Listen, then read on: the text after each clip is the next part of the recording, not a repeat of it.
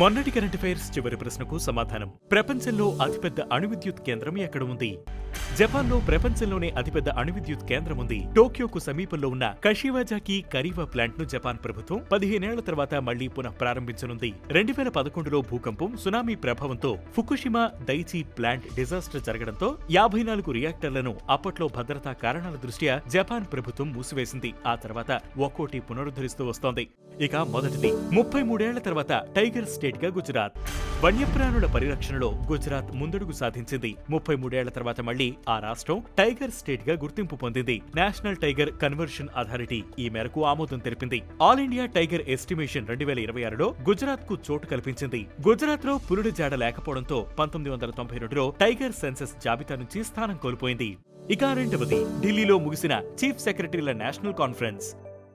ప్రధాని మోదీ ఆధ్వర్యంలో ఢిల్లీలో 3 రోజుల పాటు national conference of chief secretaries సదస్సు జరిగింది. ఈ నెల 26 నుంచి 28 మధ్య జరిగిన ఈ సమావేశం human capital for Viksit Bharat అనే థీమ్తో నిర్వహించారు. స్కూల్ ఎడ్యుకేషన్, నైపుణ్యాభివృద్ధి, ఉన్నత విద్య, క్రీడలు మొదలైన అంశాలపై ఈ సమావేశాల్లో దృష్టి సారించినట్లు తెలుస్తోంది. ఇక మూడవది రాష్ట్రపతి ద్రౌపది ముర్ము అరుదైన ఘనత. రాష్ట్రపతి ద్రౌపది ముర్ము చరిత్ర సృష్టించారు. భారత నౌకాదళ శక్తి సామర్థ్యాలకు ప్రతీకగా నిలిచే స్వదేశీ సబ్మెరైన్ ఐఎన్ఎస్ వాగ్షీర్ లో ఆమె ప్రయాణించారు. కర్ణాటకలోని కార్వార్ నావికా కేంద్రం నుంచి సముద్ర గర్భంలో సాగిన ఈ యాత్రలో సాయుధ దళాల సుప్రీం కమాండర్ గా ఆమె పాల్గొన్నారు. అబ్దుల్ కలాం తర్వాత ఈ ఘనత సాధించిన రెండో రాష్ట్రపతిగా ముర్ము నిలిచారు. ఇక నాలుగవది రేర్ ఎర్త్ మ్యాగ్నెట్స్ కోసం 7,000 కోట్ల స్కీమ్. రేర్ ఎర్త్ మ్యాగ్నెట్స్ ఉత్పత్తిని ప్రోత్సహించేందుకు కేంద్రం 7,000 కోట్ల విలువ చేసే స్పెషల్ స్కీమ్ లాంచ్ చేసింది. విదేశాలపై ఆధారపడడం తగ్గించుకుని ఆత్మనిర్భరత సాధించేందుకు ఈ స్కీమ్ తెచ్చింది. ఏపీ, ఒడిశా, తమిళనాడు, కేరళ, బెంగాల్, జార్ఖండ్, గుజరాత్, మహారాష్ట్రలో వీటి నిల్వలు ఉన్నాయి. EV, electronics, wind turbines, defence platforms మొదలైన వాటిలో ఈ రేర్ ఎర్త్ మ్యాగ్నెట్స్ ను ఉపయోగిస్తారు. ఇక ఐదవది నేషనల్ బ్యాడ్మింటన్ ఛాంపియన్షిప్స్ విజేతగా తమిరి రిత్విక్.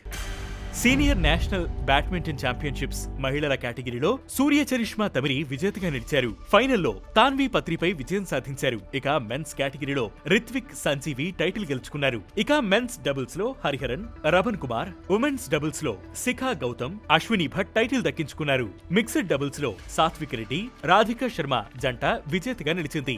ఇక ఈ రోజు కరెంట్ అఫైర్స్ క్వశ్చన్: తొలి ఎయిర్ మెయిల్ సర్వీస్ లాంచ్ చేసిన దేశమేది? ఈ ప్రశ్నకు సమాధానం మీరే కామెంట్ చేయండి.